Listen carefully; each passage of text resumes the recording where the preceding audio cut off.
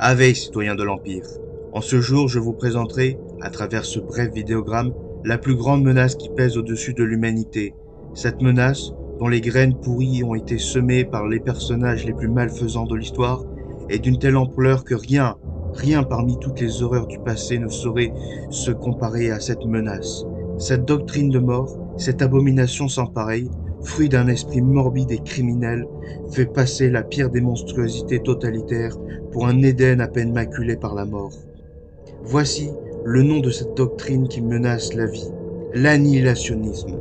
Le plus dégénéré, le plus stérile et le plus criminel de tous les philosophes imaginables porte le nom maudit de Théophile de Giraud. Cet homme, dont l'allégeance ne va non pas à l'humanité, mais plutôt à la mort elle-même, considère, par pur hédonisme, qu'en raison de la souffrance éprouvée au cours d'une vie, il faut mourir. Ce qui différencie Théophile de Giraud des tyrans du passé, ce qui multiplie l'horreur, est qu'il ne perçoit non point la mort comme un moyen, mais plutôt comme une fin en soi. Par conséquent, sa doctrine ne vise pas à massacrer un peuple ou des ennemis potentiels.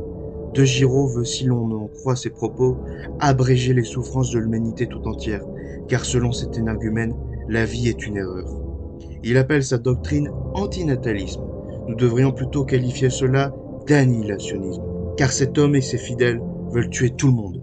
L'esprit malade de Théophile de Giraud perçoit également l'humanité comme une menace pour l'environnement, comme si un tigre avait plus de valeur qu'Einstein.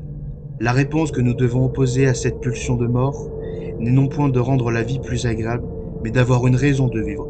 Plus que cela même, nous devons d'être la raison d'exister de l'univers.